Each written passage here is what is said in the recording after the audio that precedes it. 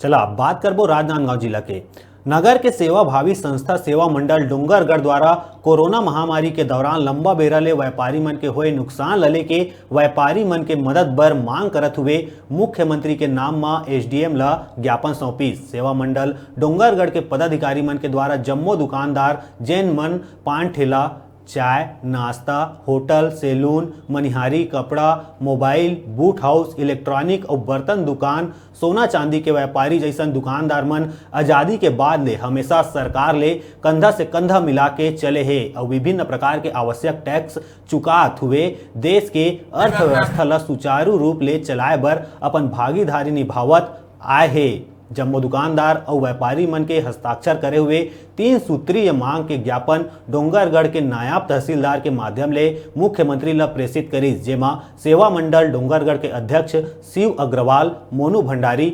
सन्नी अग्रवाल मन उपस्थित रहिन।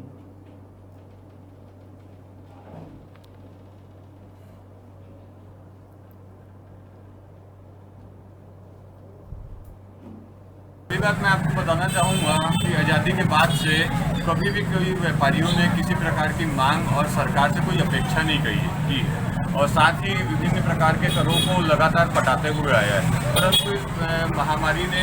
व्यापारियों की कमर तोड़ के रख दी है, जिसमें सेवा मंडल के द्वारा ये मांग की गई है कि जिनकी आय सालाना 2 लाख रुपए से कम है उन्हें 7,000 रुपये महीना और जिनकी आय 2 लाख रुपए से अधिक है उन्हें उनकी हानि हो रही है इस महामारी को लेकर के उसकी हानि का मूल्यांकन करके एक बीमा पॉलिसी दी जाए। खासकर किराना व्यापारियों का जाने अनजाने लगातार